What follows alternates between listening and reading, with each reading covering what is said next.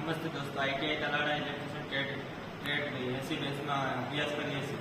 મારું નામ આંબેસડા વિશાલ. મારું નામ ભૂષોત્તર વિપુલ. વોલ્ટેજ અને કરંટ વચ્ચે બનતા ખૂણાની ત્રિજ્યા એટલે power factor. Induction motor, transformer, welding machine, choke વગેરે ઇન્ડક્ટિવ લોડનો પાવર ફેક્ટર ખૂબ જ ઓછો હોય છે. 0.3 થી 0.4 લેગિંગ હોય છે. આ પાવર ફેક્ટરના કારણે કરંટમાં વધારો થવાથી પાવરમાં વધારો થાય છે. પાવરમાં વધારો થવાથી બિલમાં વધારો આવે છે. એ માટે કોમર્શિયલ ઇન્ડસ્ટ્રીયલ લેવલે મોટી મોટી પાવર બેંકો કેપેસિટર બેંકો મૂકવામાં આવે છે, જેથી પાવર ફેક્ટર ઇમ્પ્રૂવ થાય છે. હવે આપણે એમાં પ્રોજેક્ટ વિશે જોઈએ તો મારા પ્રોજેક્ટમાં પાવર ફેક્ટર ઇમ્પ્રૂવ કરવાનો સિનારીઓ બતાવવામાં આવ્યો છે. જેમ કે આમાં રેઝિસ્ટિવ લોડ તરીકે લેમ્પ, પછી ઇન્ડક્ટિવ લોડ તરીકે ચોક વાપરવામાં આવ્યો છે.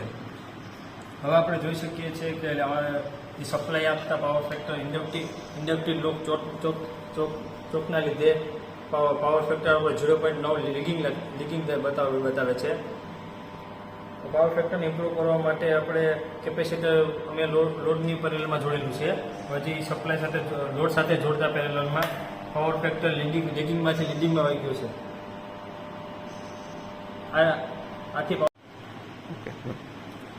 પાવર ફેક્ટર ઇમ્પ્રૂવ કરવાનો ઉપયોગમાં જોઈએ તો પાવર ફેક્ટરને ઇમ્પ્રૂવ કરવા માટે જોઈએ તો મોટા સબસ્ટેશન, પછી મોટી ઇન્ડસ્ટ્રી, કોમર્શિયલ લેવલે કેપેસિટરનો ઉપયોગ કરીને આપણે પાવર ફેક્ટર ઇમ્પ્રૂવ કરી શકાય છે.